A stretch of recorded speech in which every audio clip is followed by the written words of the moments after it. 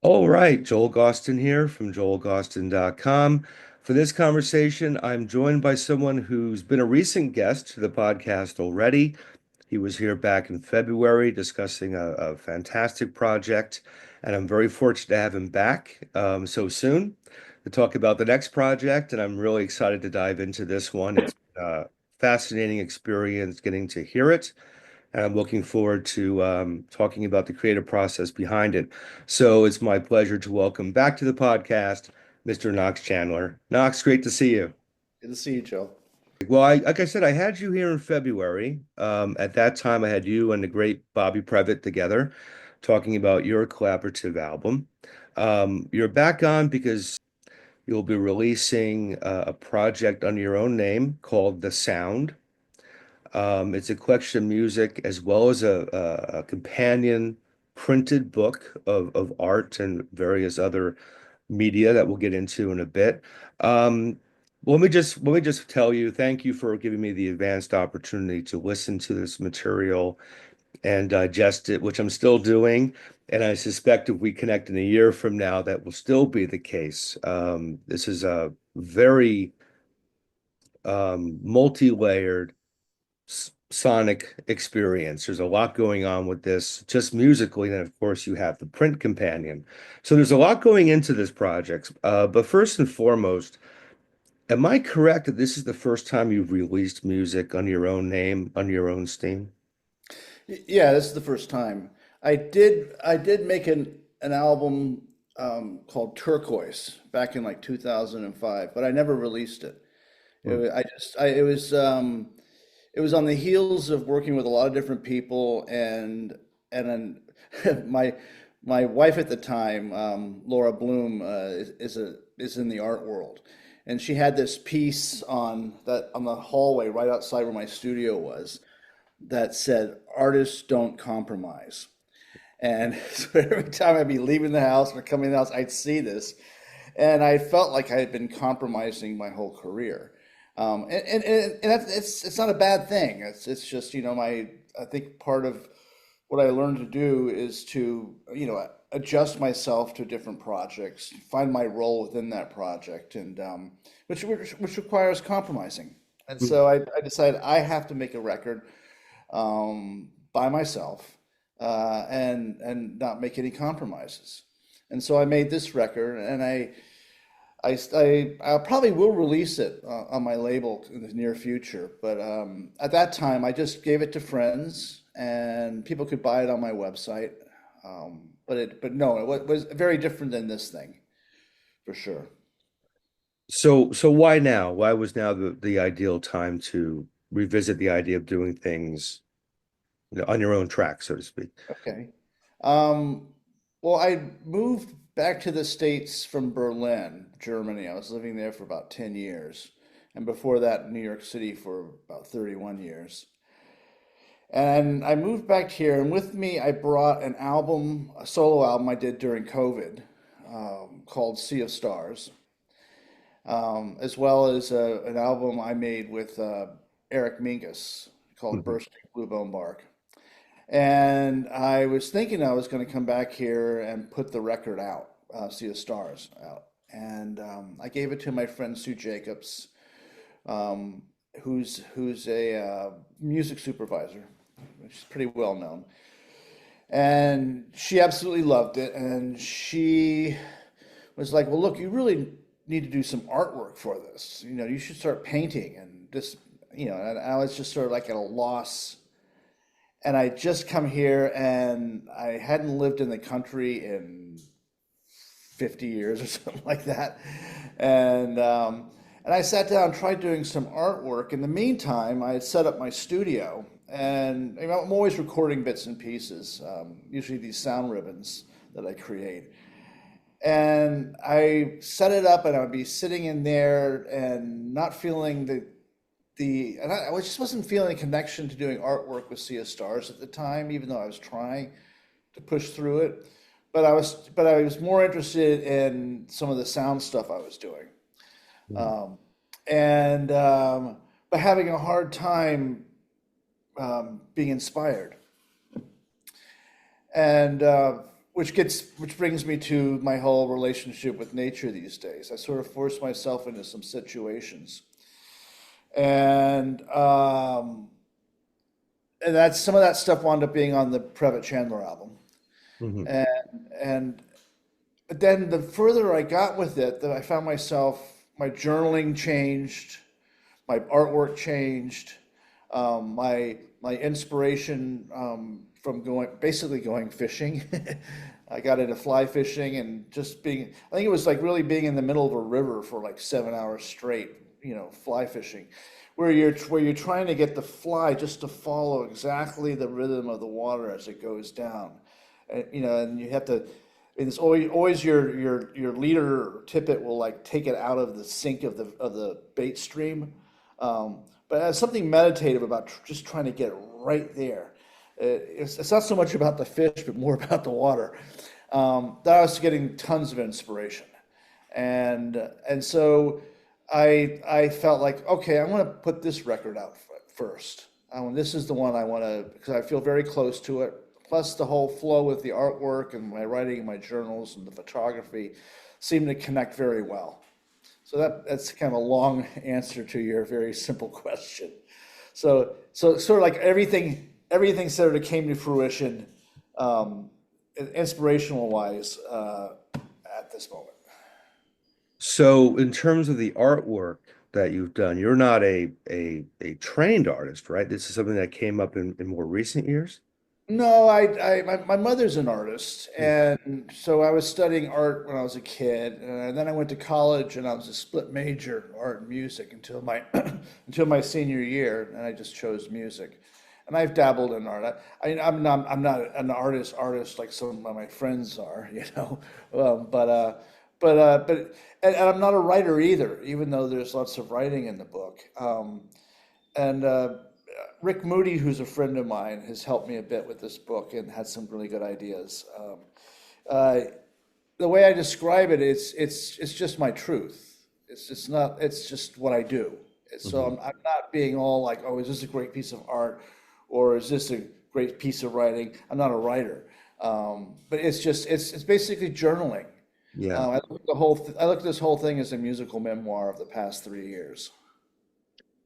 Yeah, and it's a gorgeous one. And I think you're right. I think the act of just doing something makes you that thing. And that has to be there first and foremost.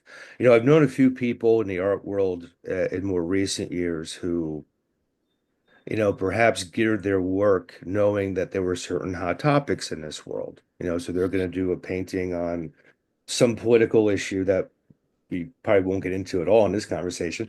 But they would sort of gear it commercially speaking. And I always feel that the art viewer always kind of sees through that. They know if it's the real thing or not. If the result in art is there because someone's just breathing and living.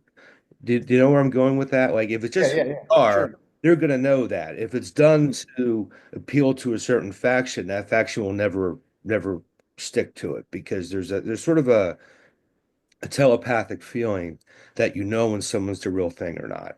You can't fake Frank Zappa, Yeah, yeah, that's the yeah. real thing.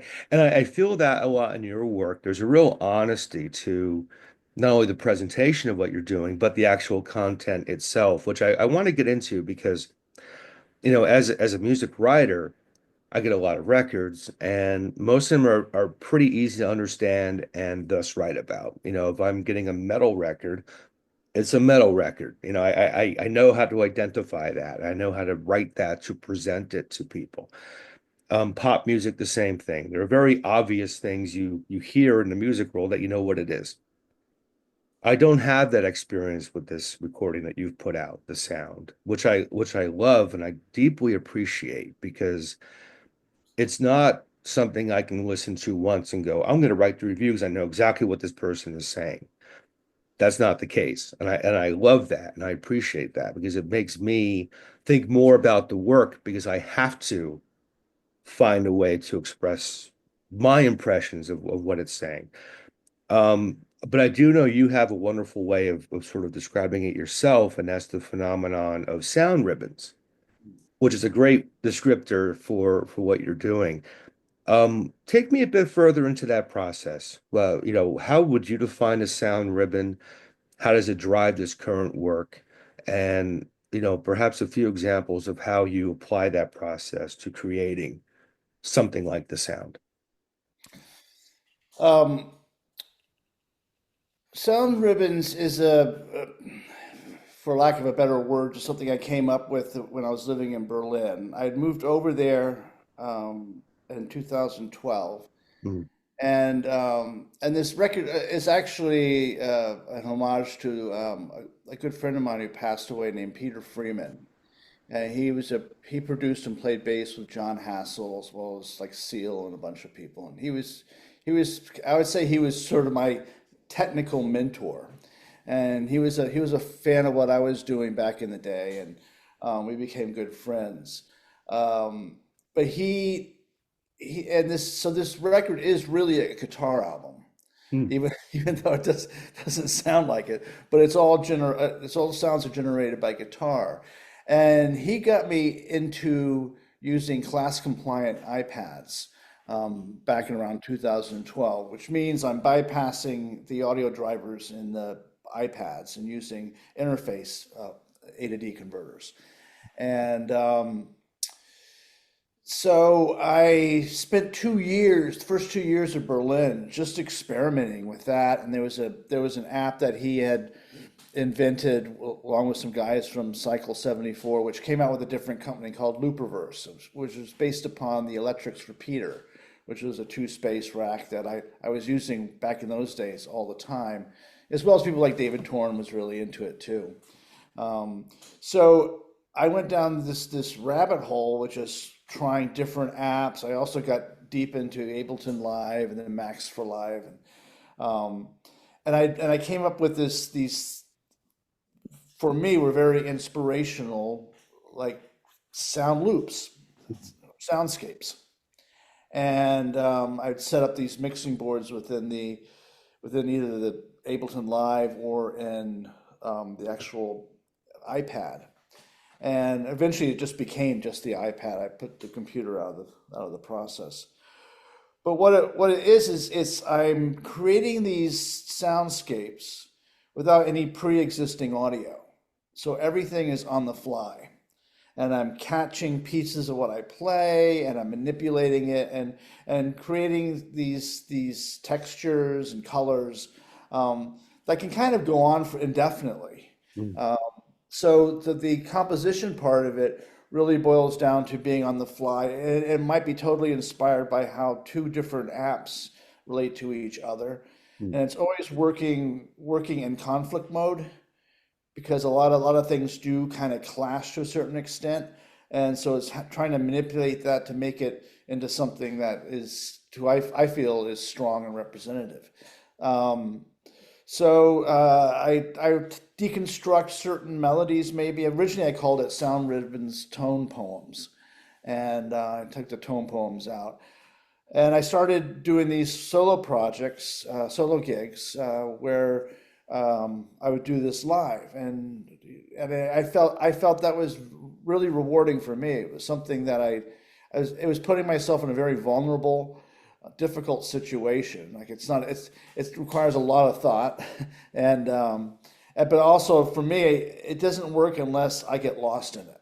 Mm. So so I really had to practice this stuff and learn how to use it. It took me 2 years before I went out and started working with anybody else with this stuff. And I worked with Mars Williams doing the Albert Island Christmas tours and a couple other people around Berlin that I used to do live stuff.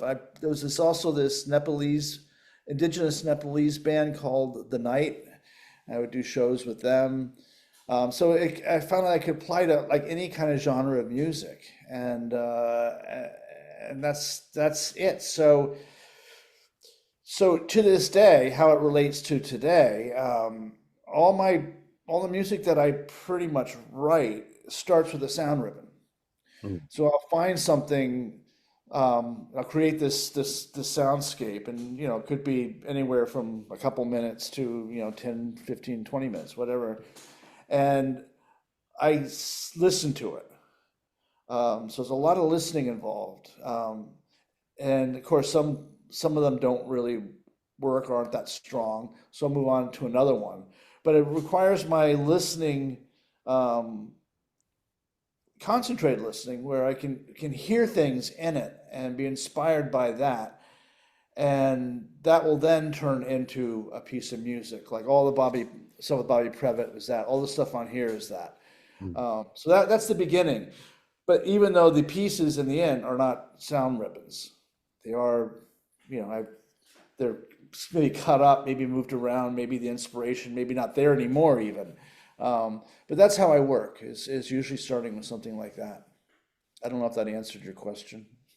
Sure. And of the sounds you've compiled and created for this release, I'm drawn to the more percussive side of things because, being a drummer, and there's some very intriguing percussion sounds on this work.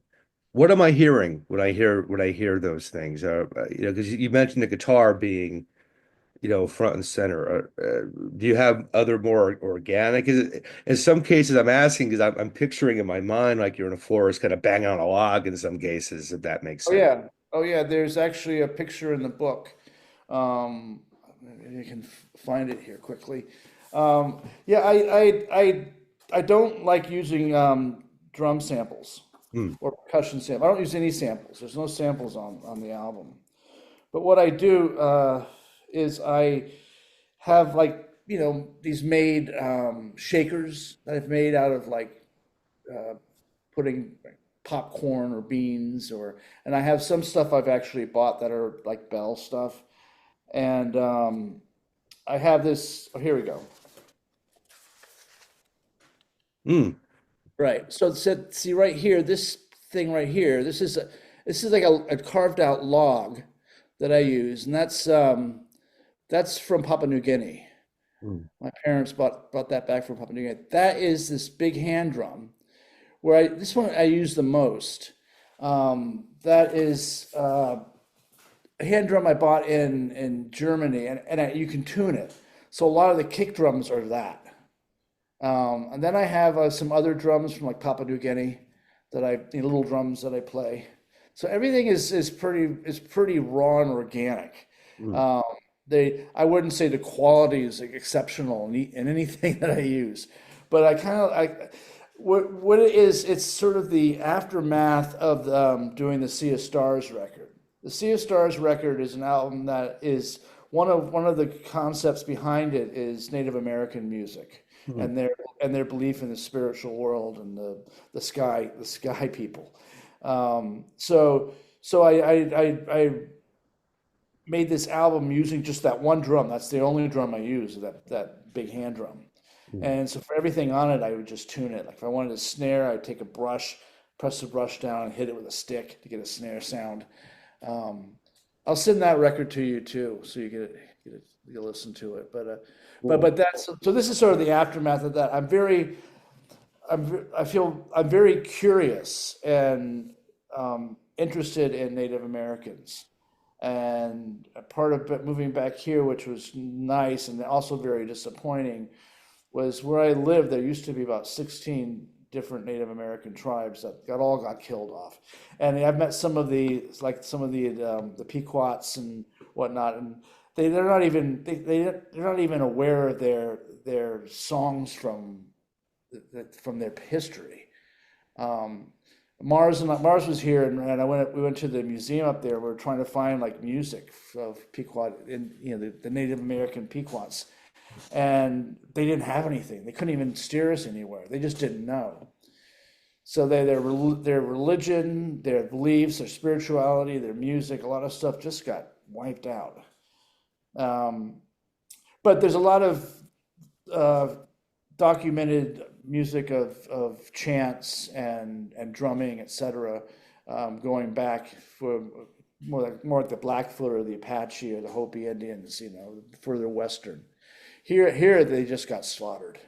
Yeah. Yeah, it's really upsetting. And here being Connecticut, uh, Okay, yeah, where you're currently yeah. living. Sorry. No problem. I just wanted to make sure the viewer knew the context here. Um, so in addition to the music, as you just shown, there is a book Yes. associated with this. Now, the music itself will be available digitally, or is that also in tangible form? Or No, no. It might come out at some point on vinyl. Mhm. The whole idea is the book is the album.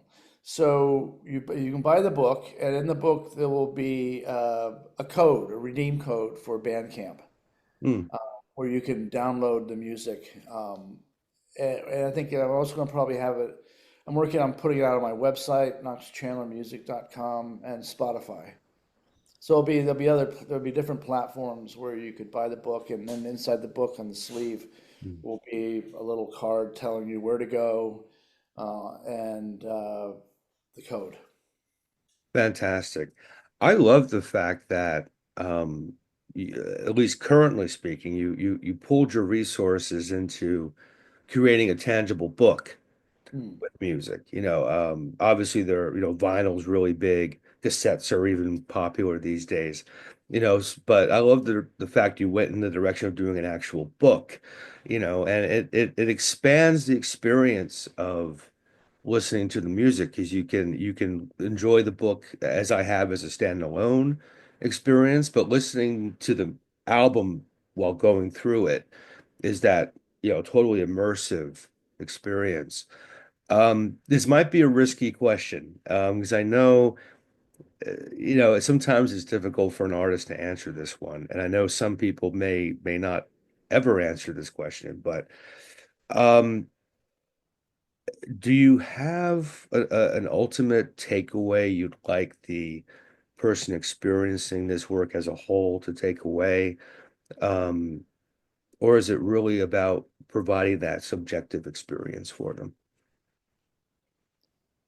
I mean, for the person who, Yeah, the person who's got the book and the music, they're going yeah, yeah. through this. What, as the creator, did you go into this, or did you arrive at the end with sort of a thought as to what you'd like to communicate ultimately to the recipient of this, or we kind of leaving it up to their own interpretation?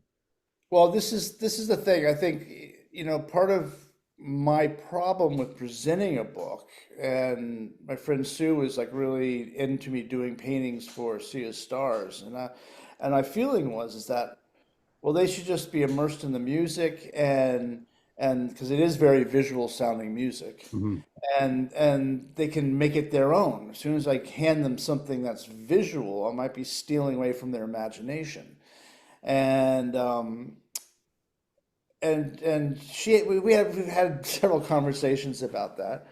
Um, but I sort of felt like, okay, well, if I'm going to do something visual, it has to very, very much connected to sonically what I'm doing.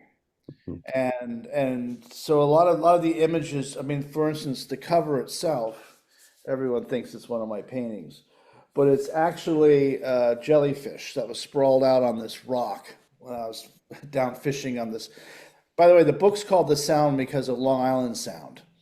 Um, I mean, it's a play on words, but I go down to the Sound fishing quite often, um, and I was walking around there, and there's this jellyfish just spread out on this rock, so I started taking photographs of it, and I just love the fact that you're looking at nature in its finest right there. It's just Mhm. beautiful.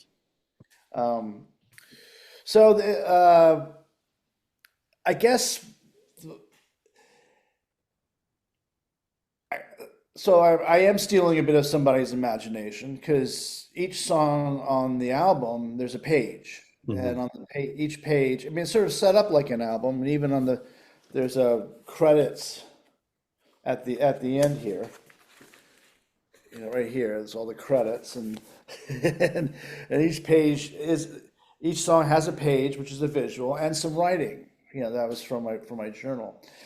I decided, well, instead of being concerned about that, I just want to give the audience everything about it that is true to me, which is for me an incredibly vulnerable place to put myself. I really feel like I've exposed. So it can, you could easily judge it. It's, uh, but I felt like, that's if I'm not gonna do something really tricky, which is nothing tricky about it. I'm just going to expose myself for each piece, what it actually is, and the whole project as a whole. Mm. And that is really this metamorphosis that I had going from my street inspiration to nature inspiration. Because for the 40 something years, I got most of my inspiration by like I just walk out of my apartment onto the street and the noises, the sound, the smells, the posters, and then that was sort of the way I was fueled. And Mhm. coming out here where it's a completely different thing, I had to find that fuel somewhere else. And so this is me just exposing that experience. As simple as that. Mm. Mm. I know you have an event planned to celebrate the release of this project. 17th. 17th. It's in Excuse New me. Haven. It's a small little place, the never-ending bookstore. Mm. I got connected to that because I've been dabbling with this community around here, the New Haven Improvisers Collective, and I got to know one of the guys who runs it, Bob Gorey, and uh, I've gone there and played a couple times with the group, and I've played with Bob a bit. And actually, Bob and I are doing a show next month in May at the place. And it's I thought, well, this is small, cozy. It's got a projector because my live shows include projections too. Mm. I'm so I booked this place for the 17th, and it'll be like not really a listening party. I might have it playing in the background, but I'll be doing one of my sound ribbon performances, which is just myself and an iPad where I control manipulate all the guitar stuff, and another iPad where I control and manipulate and process video clips. Mm. So I do a lot of stuff with projections. I just came back from Berlin and did 3 shows there. Very cool. Very cool. Unfortunately, I won't be able to attend, but I will keep May in mind because I do. That will be a different thing. I'll be doing my thing, but it won't be with the sound ribbon stuff. Mm. Yeah. Yeah. Well, I mean, we'll certainly keep in touch because, when the opportunity arises, I'd love to experience that in person. I do know when you were in Berlin or, working in Germany, you spent time as a music educator, correct? You were working out of a university. Yeah. I bring that up because I have a couple of other friends in the music industry who are musicians who went in that direction as well. And one in particular mentioned to me that he found it fascinating that as he was teaching his students particular things, it was like the words out of his mouth were going back into his brain and re-educating him in a sense. Um, so I'm wondering how much impact did being an educator sort of reshape, if any, sort of philosophical areas you were already adhering to that, but maybe served as a reminder or a way to refine your own approach? And how did that perhaps translate into what we're hearing now? Oh, okay. Um, it was a real fluke thing. I didn't go looking for this. One of the main reasons I moved to Berlin was because of my friend Budgie from the Banshees was living there, and he basically talked me into it. Um, and then he got approached by somebody to teach at this university. It's a BIM, British Irish Modern Music Institute, which was part of Sussex University, West Sussex University, and it was a British school. And they asked if he knew anybody who would want to do it, who has been working in the field, and he recommended me, and they just sort of sight unseen gave me the job of being head of the guitar department, which means it was a bit of administrative stuff, which I'm not very fond of.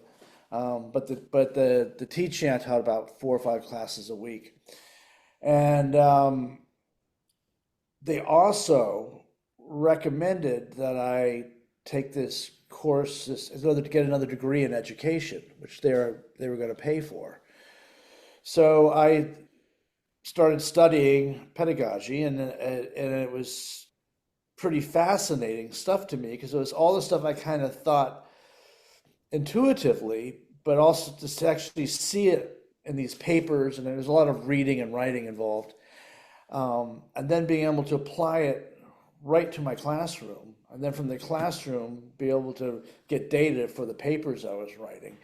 I it sort of validated a lot of what I suspected about education, what my experience with education was. And it's that shift from extrinsic to intrinsic motivation, which I found very important. Really about your focusing on your autonomy, your connectedness, and your competency. And I became very interested in threshold concepts and problem-based learning tasks, and wrote a bunch of them, studied them, practiced them in the classroom. It really boils down to validating my theory around concepts. And if you attach yourself to something conceptually within a certain liminal space, and that's what sound ribbons is, it's just basically, I've got a liminal space. I can't use any pre-existing audio. That's pretty much it. And I can and that could be it could be fueled by a guitar, a cello, a trumpet, a bass, whatever. Um, so I got more into other concepts around it. That could be one part of the liminal space, and I could create other parts of the liminal spaces. And I started seeing how almost everything I do has some sort of concept around it, even though I really wasn't fully aware of it. Mm. Especially finding places to fit in different bands that I played in. I mean, a great example was I used to love working with Siouxsie because we did this album together, Anima Animus, and I remember we were in their huge house in the south of France, and it was really pretty wacky. It was fantastic, and then we had all these different rooms with stuff in it. And so she would come in and she would listen to something, and she'd be like, you know, Knox, I want that guitar to sound like a frying egg. And I was like, frying, that's brilliant. You know, so you're sitting there trying to make a car, you know. I mean, but that's the kind of stuff where you connect to it, you know. And if you don't have, and I've noticed with the students that where you can tell when someone's connecting and someone isn't, you know. And so if I'm connecting to something, that just gives it power in itself, and it becomes the truth. I mean, how many times have you seen a band and you just feel like they're being dialed in, you know? And even though they play great, everything should be right, but it just feels it's not. And then how many times do you see it where you can't explain what the hell they're doing, but it was pretty damn powerful. You don't need to totally understand it. I think when people are connecting to these concepts, whether it's a concept of a group, a concept of the piece of music, or a concept of their piece in the music, you're starting to hear and see the truth, Mm. and you don't have to understand it. I when people start explaining their music, I go, oh no, no, no, no, because I do have an imagination. um, but you see that people get excited when something really connects with them. I Mm. think it, I think and so for me, a lot of what our theories about concepts in music and art, etc., all sort of came to fruition by teaching, and therefore validating a lot of what I do today. Mm. Excellent, excellent. Since I have you here and you've been on before, so you know the drill. This is the segment where I hit you up about some past stuff because, and again, I face a dilemma where we could probably do a 4 hour deep dive on all this stuff. So you'll have to come back again. That's the whole point I'm leading to. But there were a couple because just this year we lost Marianne Faithfull, Yeah. one of my favorite artists, who I've written about quite a bit and love very much. I do know you had, the experience of working with Marianne. Please tell me a bit about that, because I'm always so fascinated about as much as I can learn about her world. Oh, she's wonderful. I that was one of the Hal Wilner. and Barry Reynolds, who was a longtime um, songwriter with her, um, got me involved in this. It was for the World's Fair in Hanover, Germany. I think that was 2000, maybe somewhere on there. And it was a couple of weeks rehearsing and doing this show in one of these buildings they built, beautiful building. And and Marianne had the hotel room next to mine, so she's always knocking on my door. Darling, you have any matches? you know, um, I really enjoyed her a lot. She was the real deal, and the reason I say that is I've never seen anyone so possessed as her in this one situation. We were, this wasn't even the show. We were in rehearsal and we were playing the song Times Square. And at the end of it, every single one of us was like, and she after that she couldn't move. She was just sort of like standing there, and and we just realized that was beyond greatness. Whatever happened just then was just so, I mean, we all felt it. It was just so intense. And, I only worked with her for a couple of weeks, but I was just thinking, oh my God, if that happens every now and then, it's worth a lifetime of working with this woman. It's because she's a character. She was great, and I mean I really loved her. But I mean I mean she was the first time I met her was really strange. It was back in the '80s when I was playing with Gary Window, and I shouldn't really tell the story because it's probably inappropriate. But I kind of walked away back then going like, who is this woman? And then she was looking very like sort of like somebody's mother, very proper, and it's like, but who is this woman? Um, so yeah, that was my experience with her. I mean, she's written some great songs. Barry, who I'm still in touch with, he's a good friend. He went to the funeral. Um, they had a very intense relationship. I mean, they did a lot of stuff. They were for a long time together, and she's a very strong woman, very strong. Yeah, Yeah, which certainly comes out in her material. yeah, That's not for the faint of heart, and she certainly struck me as the listener as somebody who, didn't take life as a delicate, it was full on. That's the impression I always got from her. Anything she did was just there, and we need artists like that. We yes, be do. around artists like that. We want to be around that thing that's just all in, and that was the impression I always got from her music, particularly, 79 onward, certainly. Um, But just to see her let herself completely go in a rehearsal space, a dingy rehearsal space, and just I mean, it was just fascinating. mm, Like, wow, I mean, it's she lives for she was I mean she lived for the moment really is what it was. Wonderful. Yeah. Well, it's a gift. All that music is still around too. I mean, those records are going to be found by the right people at the right time. And I think that's the best way to maybe sum up her output. It's not going to appeal to the masses because things of that purity never do. But it'll find the right people when they need it. I think the right people will always hear that stuff. So, thankfully, it is still in the world. Another person I wanted to mention, and I believe I was able to see him on his final tour before he passed. Mars Williams, Yeah, Furs. I had known of him being a Furs fan since I was a kid.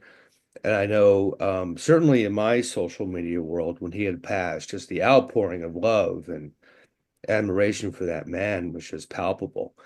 Um, and with this channel, I try not to be terribly maudlin with anything, but I also want to mention certain names. I want to make sure certain people are mentioned in these conversations, because they have gone. somewhere else. And if I can introduce somebody to somebody new to check out who's not here, I've done my job. So I did want to mention Mars. I know you did work with him quite a bit in your lifetime.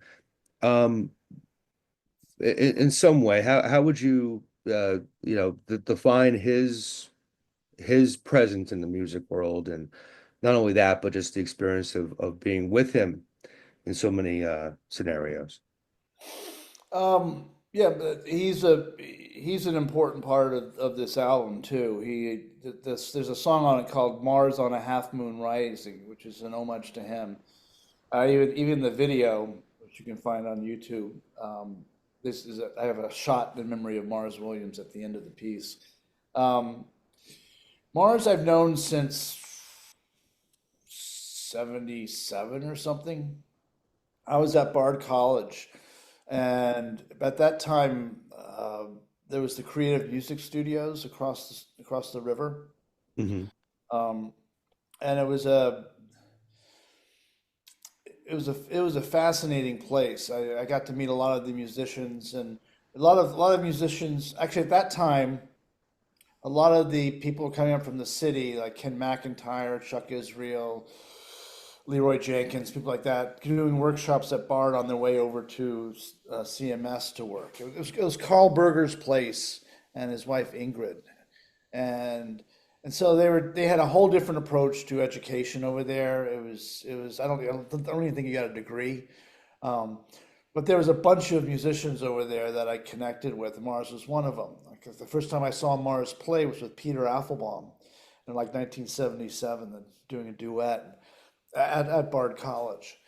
And then there was this band called originally it was called Mind Control Salsa, where they it was like a big horn band, and, and Kramer was in it at that time playing tape loops, Mm. cassettes, the tape machines, um, and then it became the Swollen Monkeys, and Hal Willner produced their albums, and I wound up at some point touring with them briefly, but I was always around with those guys, and then from that band. Dave Buck and Ralph Carney went on to do the B-52s. Mars went on to do the Psychedelic Furs. Um, the keyboard player went on to do the Waitresses. So it was just, so everyone sort of like, the band pretty much dissolved because everyone got into these other things. And plus it was the craziness of the late '70s, early '80s, as you can imagine. And so I also reconnected with Mars around that time, just from seeing him around the hood and stuff. But I did an album with Gary Window, who was the sax player on the Forever Now album, Mm. and we had a band together. It came out on a subsidiary of Island Records. We went up to, this was back when uh, Albert Grossman was still alive. Went to Bearsville and recorded a record there, at which eventually Antilles Island put it out.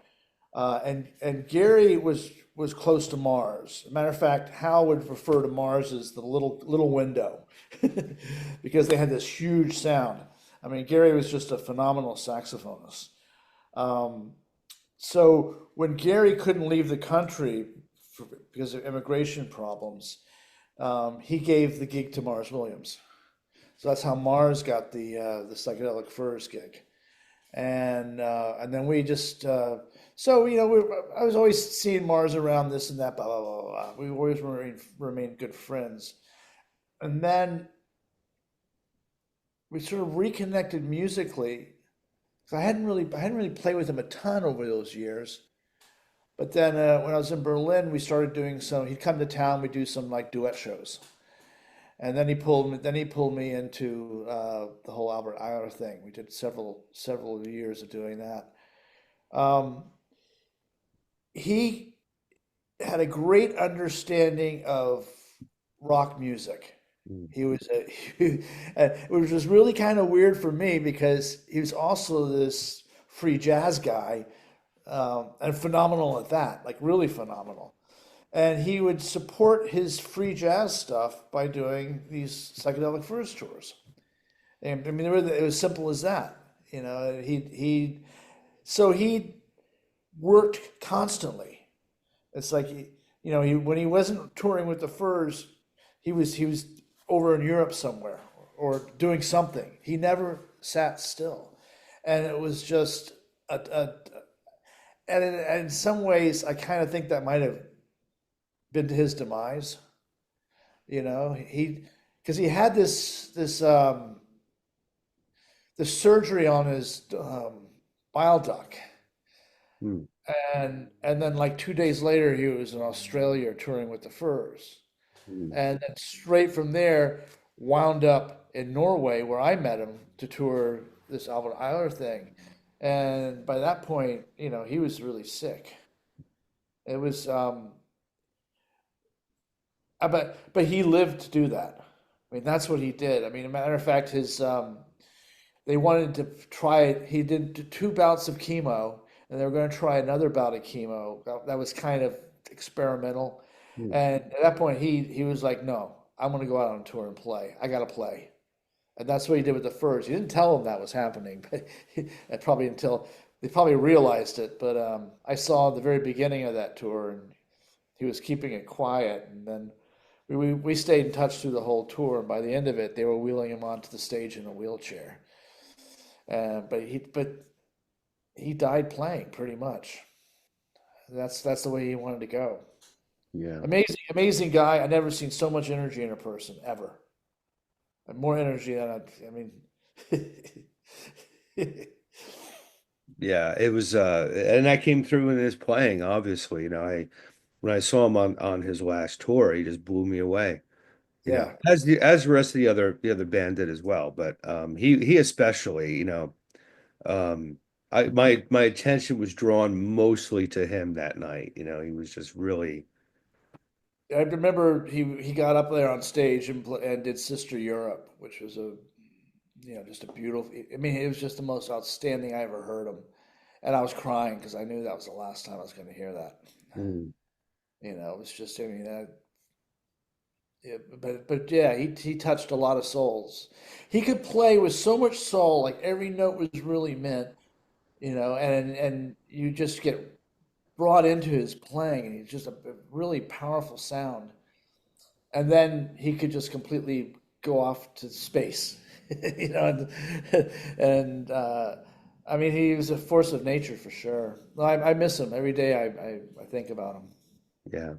Yeah, well, I appreciate you mentioning him here, and hopefully, as people either come here intentionally or rabbit hole their way into my channel, I hope some of the names that have been mentioned along the way are explored by new people, because there's a rich history with so many of these people who aren't here anymore. And that's one of the wonderful things about creating, is the fact that we have a footprint in some way that will be fossilized all these years later, and people will rediscover and find this stuff. So, that's definitely a gift that he had and Marianne had, and just very thankful they were here to create that footprint. Um, so we're talking in early April. This is your second time on the channel, and I thank you for returning. So we've got 2 albums we've discussed just in the first few months of the year. I know the sound was a tremendous undertaking for you. That said, because I know you're a moving target in a lot of ways musically, where do you see things going perhaps for the rest of 2025? Um, I don't know. The one thing I do know is I like being in the process of creating. Um, and I don't know as far as, I mean, I'd like to be doing more shows. Um, I'd like to do a little bit of traveling and doing some shows. Not really sure if that's a possibility or not, if that's going to happen. I have some responsibilities around here. Um, there's 2 other projects that I'm working on. One is with Cynthia Slay from the Hmm, Bush Tetras. sure. Yeah, yeah. We've been writing a bit. Um, so we've got a good chunk of music there, and also a project with Rick Moody, Mm. which is sort of a very abstract kind of blues project. Um, so those go on, and still I want to put out this other album, and I've been also starting to work on another record Mm. here. So I mean, to me, if I can keep up the motivation that I get from being around here, um, which is kind of isolating in many ways, but because of that, I tend to get a lot more work done. um, but it's a little freaky, and we're going into spring, which is always a powerful time of year for me because it's when the trout fishing is really strong around here. Mm. I've already been out twice, and it's just something I just find therapeutic and inspirational about being in the middle of a river, Mm. you know. And then I go down to the Sound at night and maybe do some night fishing down there for stripers. And it's not so much about catching the fish; it's just about being in this sort of other world that I haven't been engaged in for decades. Mm. Absolutely. You know, one of the great joys I have doing this as well as writing about music, you know, I've been writing about music professionally and otherwise for a good 25 years, is I enjoy when I encounter an artist who I grew up with, you know, whose early records got me into this world to begin with. And I see them reaching for new things in the here and now. You know, I see them expanding things and taking me on a different journey than what the original work had done, which had initially inspired me in the first place. I would absolutely put you in that category with this release, the sound. Thank you. It's been a pure joy experiencing it. I know I'm going to keep experiencing it. As I said, maybe in a year's time, I'll give you the official review, although there is going to be one on the website. But yeah, just thank you for um, not only putting out such great work, but work that is different than what I'm normally exposed to. And I always welcome that opportunity. And I thank you for not only giving me the experience of hearing it a bit early, but having the opportunity to talk to you about it. It's been a real joy. I'm glad we've connected in the course of this podcast series, and I hope our conversations continue moving forward. Yeah, yeah, thank you. And thanks for that's a great compliment. Thank you very much. I mean, the whole idea, I think, of this is go get lost. Get lost. Well, you know what I mean. I mean that Yeah. for for me, I have to be when I listen to music and when I play music, I have to be taken somewhere. You know, I mean, even though I do appreciate music where it could be really great background music, or even just listening to a groove over and over again, that's really just mind blowing. Um, but I need to for me to feel like I'm doing justice in this world. I really want to be taken somewhere. Yeah. Yeah, I agree. And as a fan of music and a recipient, that's where I want to go too. Yeah, yeah. Listen, you know, I remember Right here, right now. It's a little arduous. yeah, yeah. And that's what music should always do. You know, Yeah. it should be that not only that comfort and that release, whether Mhm. it's a death metal record or whatever does it for you, you know. Yeah, yeah, yeah, yeah. It's that sense of release, but it's also that sense of exploration. You know, Mhm. we talked about Marianne, the first time I heard Broken English. That record took me somewhere else. Oh, You know, yes, absolutely. that is not your standard issue female rock album by any Yeah, means. And I've always welcomed that. So when I see somebody who's doing it in the way you have, it's a great experience. So I'm really encouraging the viewer to check out the sound. I'll have all the relevant links in the video description, make it very easy to do so. If you're in the area, check out the event on the 17th. I encourage you to do that as well. And just support Knox's work and give it a listen because it will provide you with that experience that you likely won't find anywhere else at present. So definitely give the time to experiencing that. And again, Knox, thank you again for coming back on. And we'll have to do this again. Okay, absolutely. Thank you. My pleasure.